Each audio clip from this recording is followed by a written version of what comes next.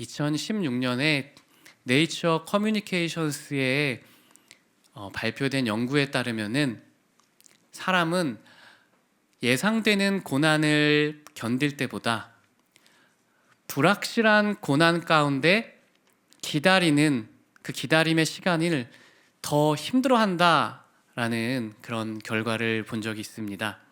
실험에 참가한 사람들은 어떤 화면을 통해서 돌멩이 아래에 뱀이 나타나면 전기 충격을 받게 함으로써 결국에 뱀이 나타났다? 그러면은 전기 충격을 받는 이제 예상 신호로 느끼게 한 거예요. 그렇게 고통을 계속 받게 한 뒤에 결과는 이렇게 나왔습니다. 사람은 확정된 고난보다 불확실한 고난을 당할 때 더욱더 스트레스에 취약하다라는 것이죠. 우리는 무언가에 대한 불확실성, 미래를 알 수 없음, 그래서 느끼는 불안감, 이런 것들이 있을 때 더 많이 스트레스를 받는다라는 것입니다. 제가 지난주에 행정 세미나에 한번 다녀왔어요. 분당 우리 교회에서 분립개척한 29교회 목사님들을 대상으로 분당 우리 교회에서 오랫동안 행정 담당을 하셨던 목사님께서 행정 세미나를 해주셨는데 여러분은 교회의 좋은 행정이란 무엇이라고 생각하시나요? 너무 관심이 없는 주제이실 것도 같은데 저는 관심이 너무 많아가지고 귀를 쫑긋하고 이렇게 들었거든요. 행정은 왜 필요하고 좋은 행정은 무엇일까? 목사님의 말씀을 요약하면 이랬던 것 같아요. 좋은 행정이란 성도님들로 하여금 마음의 안전감 그리고 평온함을 갖게 하는 것이다 라고요. 그러니까 행정에서 정말 중요한 건 불확실함이 되면 안 된대요. 성도님들로 하여금 예측 가능하게 해서 성도님들의 마음의 안정감, 안전함 그리고 평온함을 함께 느끼며 나아갈 때 교회는 더욱더 견고하게 세워질 그런 힘을 얻게 되기 때문에 행정은 정말 중요하다라는 말씀이었어요. 그렇게 우리는 예측 가능한 거를 원하죠. 그리고 불확실할 때에 우리의 마음은 큰 스트레스와 또 불안감 가운데 떨게 되는 것 같습니다. 그런데 신앙생활도 마찬가지인 것 같아요. 우리는 불확실성 가운데 하나님의 뜻이 무엇인가 알지 못할 때 때론 마음의 어려움을 겪는 것 같습니다. 계속 지속되는 고난 중에 기도했지만 여전히 하나님의 응답하시지 않는 것 같을 때 처음에는 소망을 가지고 기다리지만 시간이 오래되면서 점점 그 기도 제목 자체도 잃어버리게 되는 우리의 연약한 모습을 보게 되죠. 이것은 사실 믿음이 없는 것이 아니라 믿음이 상처를 입은 것이라고 생각합니다. 너무나 고통스러워서 진지하고 간절하게 금식하며 하나님께 기도했을지 몰라요. 그렇게 누구나 간절한 기도의 경험이 있었을 거예요. 그런데 그때 응답이 지연되거나 고통이 지속될 때 우리는 믿음을 잃어버린 것 같지만 사실은 그 믿음은 상처를 입은 거라고 생각합니다. 그런데 오늘 본문에 등장하는 마리아와 마르다의 믿음이 바로 그렇게 상처 입은 믿음이었던 것 같아요. 그 두 사람은 오라비인 나사로가 병들어서 예수님께 사람을 보내 이제 우리 오라비 나사로를 고쳐주십시오라고 간절하게 간청합니다. 하지만 예수님께서는 나사로가 병들었다는 소식을 들으신 뒤에도 이틀을 더 그 자리에 유하시다가 천천히 출발하세요.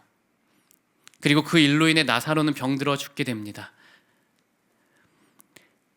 그들이 오래 기다렸던 만큼 그들은 상처를 받았을 거예요. 예수님께서는 왜 이틀을 지체하셨을까요? 바로 고쳐주지 않으시고 왜 그렇게 천천히 가셨을까? 능력이 없어서는 아닐 것입니다. 또 사랑이 없어서도 아닐 것입니다. 분명한 것은 예수님께서는 마리아와 마르다와 그 주변에 있는 지체들의 흔들리는 믿음을 아셨고 그 흔들리는 믿음을 오히려 세워주기 위해 천천히 나아갔다라는 것입니다. 오늘 우리에게도 마찬가지입니다. 오늘 우리가 원하는 타이밍에 응답되지 않고 여전히 하나님께서 말씀과 기도 가운데 우리에게 분명한 음성을 들려주지 않는다 하더라도 우리의 모든 불확실성 가운데도 하나님께서 우리의 믿음을 자라게 하시고 우리를 성숙케 하시는 은혜가 있음을 믿음으로 나아가는 성도님 되시길 예수님의 이름으로 축복합니다. 그럼 오늘도 그 주님의 사랑 이야기를 한번 본문을 통해 살펴보기 원하는데요. 먼저 우리 17절 말씀 같이 읽어보겠습니다. 예수께서 와서 보시니 나사로가 무덤에 있은지 이미 나흘이라. 나사로가 무덤에 있은지 이미 나흘이나 되었다라는 것은 나사로는 정말 죽었다라는 것입니다. 죽은 지 하루만 지나도 정말 몸이 시퍼렇죠. 다시 살아날 거라는 마음이 들지 않은데요. 나흘이면 말 다 했겠죠. 그리고 39절에 보면 나사로의 시체로 인해 시체 썩은 내가 그곳에 진동했다라고 표현하고 있습니다. 나사로는 정말 죽었습니다. 예수님께서 지체하셔서, 어쩌면 예수님께서 천천히 오셔서요. 우리 뒤이어 18절 19절 같이 읽어보겠습니다. 베다니는 예루살렘에서 가깝기가 한 오리쯤 되매 많은 유대인이 마르다와 마리아에게 그 오라비의 일로 위문하러 왔더니, 많은 유대인들이 마리아와 마르다의 장례식장에 그들을 위문하러 찾아왔다라고 말씀하고 있습니다. 그리고 그렇게 많이 찾아온 이유는 베다니는 예루살렘에서 가깝기가 한 오리쯤 되기 때문이다라고 말해요. 여기서 오리는 오늘날의 말로 하면 한 걸어서 40분 정도의 거리일 것입니다. 그러니까 멀지 않은 곳에 위치했기 때문에 많은 유대인들이 모일 수 있었다. 그런데 이것은 놀라운 하나님의 섭리였습니다. 바로 죽은 나사로를 예수님께서 살리심으로써 예수님만이 생명의 주관자요, 예수님만이 부활의 생명의 출입구임을 많은 사람들이 듣고 믿게 하기 위한 하나님의 섭리인 줄 믿습니다. 그럼 이제 현장에서 과연 어떤 일이 일어났을까요? 우리 20절 말씀 같이 읽어보겠습니다. 마르다는 예수께서 오신다는 말을 듣고 곧 나가 맞이하되 마리아는 집에 앉았더라. 예수님께서 도착하시자 마르다는 곧바로 일어나 예수님께 나아가지만요, 마리아는 집에 앉아 있습니다. 너무 슬퍼서 일어날 힘도 없었던 것 같아요. 어쩌면 마리아는 좀 감정적인 사람이고 믿음이 별로 없는 것 같고, 마르다가 좀 더 믿음이 있는 것 같아 보이기도 해요. 그런데 저는 이런 해석보다는 기질 차이 아닐까? 어쩌면 마리아의 슬픔이 더 컸기 때문이 아닐까라고 생각합니다. 왜냐하면 뒤이어 이어지는 구절들을 보면 마르다도 여전히 믿음이 흔들리고 있었기 때문이에요. 그래서 오늘은 먼저 마르다의 믿음이 어떤 믿음이었는가를 중점적으로 한번 살펴보겠습니다. 우리 21절, 22절 같이 한번 읽어보겠습니다. 마르다가 예수께 여짜오되 주께서 여기 계셨더라면 내 오라버니가 죽지 아니하였겠나이다. 그러나 나는 이제라도 주께서 무엇이든지 하나님께 구하시는 것을 하나님이 주실 줄을 믿나이다. 마르다는 21절에서는요, 주님이 여기 계셨더라면 나사로는 죽지 않았을 것입니다 라고 안타까워하죠.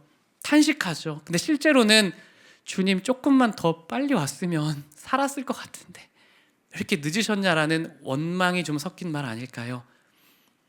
너무 오래 기다렸어요. 주님 이제 오시다니요. 그런데 뒤이어서 22절에서 이렇게 고백하죠. 그러나 나는 이제라도 주께서 무엇이든지 구하는 것을 하나님이 주실 줄을 믿습니다. 이제라도 주님 말씀하시면 내 오라비는 살아날 것을 나는 믿습니다. 비록 내 믿음은 상처를 입었지만 그럼에도 불구하고 나는 주님의 선하심을 굳게 믿겠습니다. 비록 오래 기다리다 내 마음은 흔들리지만 여전히 나는 주님을 굳게 신뢰합니다라는, 그럼에도 불구해도의 놀라운 신앙인 것입니다. 그러므로 저는 우리가 먼저는 이 마르다의 믿음을 본받았으면 좋겠습니다.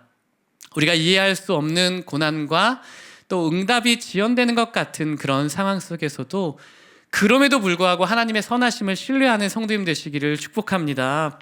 성경에 보니까 다니엘의 세 친구가 그런 믿음을 가졌던 것 같은데요. 우리 다니엘서 3장 17, 18절 같이 한번 읽어보겠습니다. 왕이여, 우리가 섬기는 하나님이 계시다면 우리를 맹렬히 타는 풀무불 가운데에서 능히 건져내시겠고 왕의 손에서도 건져내시리이다. 그렇게 하지 아니하실지라도 왕이여 우리가 왕의 신들을 섬기지도 아니하고 왕이 세우신 금신상에게 절하지도 아니할 줄을 아옵소서. 세 친구들은 풀무불에 들어가 이제 곧 타게 될 위험 가운데 있었지만 하나님이 고쳐주실 것입니다, 우리를 구할 것입니다 라는 믿음과 함께 그리 아니하실지라도 우리는 하나님만 섬기겠습니다 라고 고백합니다. 하나님께서 우리의 뜻대로 우리를 구하지 않아도, 우리가 잿덩어리가 돼도 우리는 하나님의 선하심을 신뢰할 것입니다. 놀라운 믿음이죠. 이 자리에 있는 성도님들도 이 마르다와 같이, 다니엘의 세 친구 같이 이러한 신앙을 소유하는 주님의 제자 되시기를 다시 한번 축복합니다. 그런데요, 사실 이 마르다의 신앙에 우리가 배울 점이 있음에도 불구하고 그의 신앙은 굉장히 많이 흔들리는 신앙이었음을 알 수가 있는데요. 우리 23절, 24절 같이 한번 읽어보겠습니다. 예수께서 이르시되 내 오라비가 다시 살아나리라. 마르다가 이르되 마지막 날 부활 때에는 내가 다시 살아날 줄을 내가 아나이다. 네, 지금 예수님께서는 내 오라비가 지금 살아나리라 말씀하시는데요, 마르다는 뭐라고 말하죠? 아니요, 부활의 때에 살아날 줄 믿습니다라고 말하고 있어요. 엉뚱한 대답을 하고 있는 거죠. 조금 전까지만 해도 주님, 지금이라도 주님 말씀하시면 살아날 줄 믿습니다라고 고백했지만 정작 예수님이 네 오라비가 지금 살아난다라고 말씀하시자 너무 당황했나 봐요. 이전의 믿음의 고백과 그의 진짜 믿음은 일치하지 않고 있는 것입니다. 믿음과 삶의 불일치가 나타나고 있는 것이죠. 우리도 때로는 하나님을 믿는다 고백하지만 정작 삶의 자리에서 그 믿음대로 살지 못할 때 삶과 믿음의 불일치를 보게 됩니다. 아마 마르다는 이런 마음이었던 것 같아요. 주님, 이제라도 주님은 무엇이든지 할 수 있음을 정말 믿습니다. 그런데 사실 제 믿음은 흔들리고 있습니다. 저희는 주님만을 간절하게 기다렸고 그렇게 간절하게 기다렸던 그만큼 믿음의 상처를 입었습니다. 우리는 의사에게 소망을 두지 않고 의술에게도 소망을 두지 않고 오직 주님에게만 소망을 뒀는데 주님께만 소망을 두었던 그만큼 이제 그 소망이 상처가 되어 돌아왔습니다. 아니, 오라비를 지금 당장 다시 살려주신다고요? 죄송하지만 이제는 믿지 못하겠습니다. 다시 상처받는 것이 두렵습니다. 다시 기대하는 것이 두렵습니다. 어쩌면 부활의 때에 다시 살아난다라는 말씀일 수 있겠군요 라고요. 그렇게 마르다의 믿음은요, 상처 입은 믿음이었습니다. 믿음이 없는 것이 아닙니다. 믿음이 죽은 것도 아닙니다. 믿음이 닫혀서 선뜻 앞으로는 나아가지 못하고 있는 상태였습니다. 그런데 우리 주 예수님께서는 이처럼 흔들리는 마르다의 믿음을 내치지 않으시고 그녀의 믿음을 세워주시기 시작하시는데요, 우리 25절, 26절 말씀을 같이 한번 읽어보겠습니다. 예수께서 이르시되 나는 부활이요 생명이니 나를 믿는 자는 죽어도 살겠고 무릇 살아서 나를 믿는 자는 영원히 죽지 아니하리니 이것을 내가 믿느냐. 예수님께서는 나사로가 살아날 그 사건을 비유로 이제는 마지막 날에 모두를 다시 영원한 생명, 모두에게 영원한 생명을 주실 그 부활 생명에 대해 말씀하십니다. 예수님께서는 이 땅의 생명보다 더 위대하고 영원한 부활 생명을 가르치시며 지금 믿음을 세워주고 계십니다. 그래서 이 짧은 두 구절에 믿음이란 단어가 3번이나 등장하고 있어요. 나를 믿는 자는 죽어도 살겠고 무릇 살아서 나를 믿는 자는 영원히 죽지 아니하리니 이것을 네가 믿느냐라고요. 이렇게 많이 믿음에 대해 강조한 이유는 분명하죠. 부활 생명을 얻는 유일한 길이 믿음이고 주님은 지금 곁에 있는 무리들의 믿음을 세워주기 위해서 말씀하고 계시기 때문입니다. 사실 주님께서 이 자리에 오신 이유 자체가 그들의 믿음 때문이었음을 우리 요한복음 11장 14, 15절이 말씀하는데 같이 한번 읽어봅시다. 이에 예수께서 밝히 이르시되 나사로가 죽었느니라. 이는 너희로 믿게 하려 함이라. 네, 여기까지만 보고 자막 띄워주시면은요, 예수님께서는 나사로가 죽은 뒤에 기뻐하세요. 좀 이상하죠. 그 이유는 이제 나사로가 죽었기 때문에 죽었던 나사로를 다시 살리심으로써 그들에게 믿음을 심어줄 수 있게 되었기 때문이라 말씀하십니다.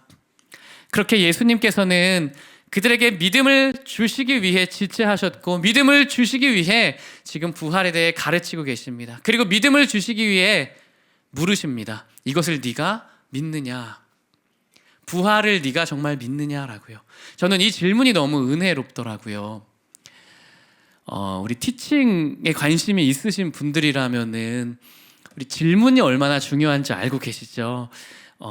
강사분들이 적절한 질문을 던질 때 회중분들이 정말 많이 주목하고 집중력을 갖게 되고 잠에서 깨어나게 되고 또한 많은 아이디어와 창의력과 또한 더 높은 기억력과 암기력을 가지고 강의를 따라오게 되는 것이죠. 믿음도 마찬가지인 것 같습니다. 그래서 예수님께서는 이것을 내가 믿느냐라고 말씀하심으로써 지금 마르다의 믿음을 세워가고 계신 것입니다. 마찬가지로 예수님은 베드로가 예수님을 3번이나 부인하고 도망쳤을 때 부활하신 후 다시 한번 그를 찾아와 물으셨죠. 네가 정말 이 사람들보다 나를 사랑하느냐? 네, 저는 주님을 사랑합니다. 주님이 아십니다. 주님은 2번이나 더 물으십니다. 그를 정죄하려고 그러신 게 아니죠. 그의 믿음을 다시 세워주시려고요. 그의 실패를 무마시켜 주시기 위함입니다. 그렇게 마르다에게 물으신 이유도 바로 그녀의 믿음을 세워주기 위함이었습니다.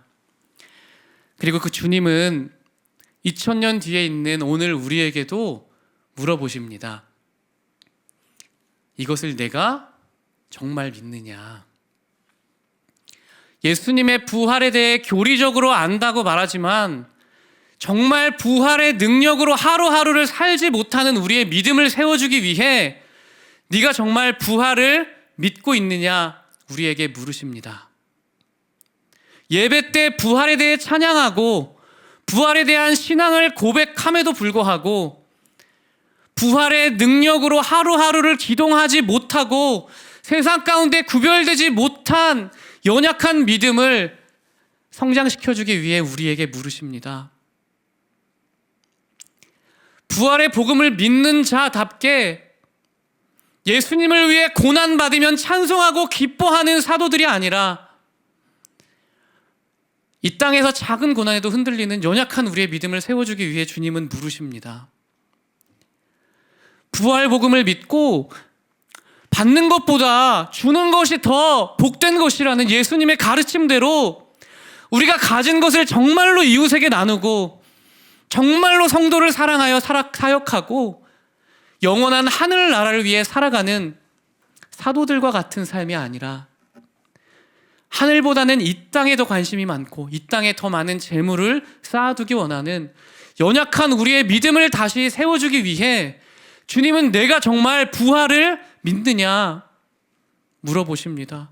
우리를 정죄하기 위함이 아니라 우리를 사랑하셔서 우리의 믿음을 다시 세워주기 위해 부활에 대해 물으십니다.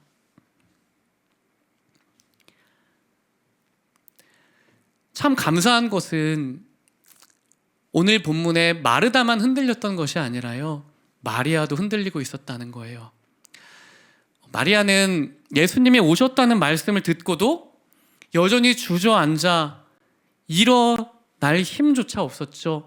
너무나 극한 슬픔을 느껴서 슬픔에 압도당한 흔들리는 믿음이었던 것입니다. 그리고 예수님께서 그래서 마리아에게 찾아가시는데요, 그때 마리아의 고백도 동일하죠. 주님이 여기 계셨더라면 내 오라버니가 죽지 않았겠습니다. 너무나 슬퍼하며 아마 울며 얘기했을 것 같아요. 그런데 곁에 서 있던 무리들도 너무나 흔들리는 믿음이었습니다. 그래서 그들은 말하죠. 맹인의 눈을 뜨게 하니가 나사로를 죽지 않게 할 수는 없었더냐. 그곳에 있던 사람들 중에 믿음을 가진 사람은 단 한 명도 없었습니다. 이것이 정말 중요한 포인트입니다. 그곳에 있던 사람 중에 예수님께서 지금 이 시간 다시 나사로를 살리실 것이다라고 믿는 사람은 단 한 명도 없었습니다. 이것이 보통의 기적과 오늘 사건의 기적이 다른 차이점이죠. 보통 예수님은 누군가의 믿음을 통해서 역사하시며 그 믿음을 본받으라 말씀하실 때가 많아요. 그런데 오늘 본문에서는 믿음을 통해 일하신 것이 아닙니다. 그들의 불신앙에도 불구하고 일하신 것입니다. 왜냐하면 주님은 우리의 믿음을 통해 일하실 뿐만 아니라 우리의 믿음을 세워주기 위해 일하시기 때문입니다. 우리의 믿음으로 인해서 역사하실 뿐 아니라 우리의 믿음을 위해서 역사하시는 분이시기 때문입니다. 오늘 우리에게도 마찬가지입니다. 하나님은 우리의 믿음을 사용하셔서 일하실 뿐 아니라 우리의 믿음을 세워주기 위해 일하셨습니다. 하나님은 우리가 구한 믿음대로 역사하셨을 뿐만 아니라 우리가 믿음으로 구하지 못했던 그 무수한 순간에도 우리의 믿음을 세워주기 위해 한결같이 일하셨던 성실하신 하나님인 줄 믿습니다. 우리의 생각보다 크게 일하셨고 우리의 간구보다 더욱 넘치도록 역사하신 성실하신 하나님인 줄 믿습니다. 그래서 하나님은 아브라함에게 믿음을 주실 때도 창세기 12장에서 자손을 약속하시죠. 그러나 아브라함은 계속해서 불신앙적인 선택을 합니다. 약속의 땅을 떠나라, 가족을 떠나라라는 말씀을 어기고 조카 롯을 데리고 가죠. 또한 죽음이 두려워서 하나님을 의지한 것이 아니라 내 아내는 내 가족 누이입니다라고 거짓말을 합니다. 게다가 약속의 자녀를 믿지 못해서 하갈과 동침하여 자녀를 낳죠. 마지막에 이삭이 태어나기 얼마 전에도 그 마지막 그 전장까지도 계속해서 거짓말하며 속이는 장면이 나타나는 게 아브라함의 모습인데요. 하나님은 같은 약속을 얼마나 반복하세요? 창세기 12장, 창세기 13장에 똑같은 약속 반복하십니다. 시청각 교육을 하시면서요. 창세기 15장에서 다시 약속하시고요. 창세기 17장 할례 언약으로 다시 약속하십니다. 창세기 18장에서 다시 약속하십니다. 하나님은 계속해서 약속하십니다. 아브라함의 믿음은 하나님께서 주셨을 뿐만 아니라 흔들리는 그의 믿음을 하나님은 셀 수 없이 세우시기 위해 일하셨던 것입니다. 출애굽기의 모세도 마찬가지였죠. 모세는 왕궁에서 자란 것이 이스라엘을 구원하라는 하나님의 부르심인 줄 믿었지만 결국 그의 혈기로 인해 그는 사람을 죽입니다. 그리고 도망자 신세가 되어 40년간 광야에서 살며 외톨이가 되고 하나님에 대한 기대도 어떤 소망도 그리고 믿음도 잃어버립니다. 상처를 입은 거죠. 그러나 80세 되던 해에 하나님 찾아오셔서 그를 부르십니다. 그리고 너를 통해 이스라엘을 구원하겠다 약속하시는데요. 모세가 어떻게 반응하죠? 제가 누구이기에 그런 일을 합니까? 하나님 다시 설득하십니다. 내가 함께하니, 내가 너를 불렀으니 할 수 있어. 모세는 난 못합니다. 하나님 다시 말씀하세요. 할 수 있다고요. 모세는요, 나는 입이 둔합니다. 나는 말을 잘 못합니다 라고 말해요. 하나님 다시 말씀하세요. 내가 내 형 아론을 붙여줄게. 아론이 말 잘하잖아. 모세 다시 거절해요. 오 주여, 보낼 만한 자를 보내소서. 하나님 포기하셨을까요? 아니에요. 하나님 이번에는 지팡이를 잡아봐 뱀이 된다. 정말 지팡이를 잡았더니 뱀이 되는 거예요. 이번엔 뱀의 꼬리를 잡아봐 하니까 정말 그대로 하니 뱀의 꼬리를 잡았더니 다시 지팡이가 됩니다. 그렇게 한 걸음씩 한 걸음씩 믿음을 성장시키신 하나님인 줄 믿습니다. 오늘 우리의 삶에도 흔들리는 믿음에도 불구하고 하나님은 여전히 일하고 우리의 믿음을 통해 역사하신 하나님인 줄 믿습니다. 그러므로 이 자리에 있는 귀하신 성도님을 축복합니다. 흔들리는 믿음에도 불구하고 우리의 믿음을 흔들림 없이 붙들어 주시는 그 하나님의 성실하신 사랑으로 인해 오늘도 하나님을 가까이 가는 하나님께 가까이 가는 믿음의 자녀 되시기를 축복합니다. 흔들리는 우리의 믿음을 완성하실 그 하나님의 성실하신 사랑으로 인해서 오늘도 믿음으로 간구하고 믿음으로 하나님을 찬양하고 믿음으로 하나님과 동행하는 매일이 되시기를 예수님의 이름으로 축복합니다.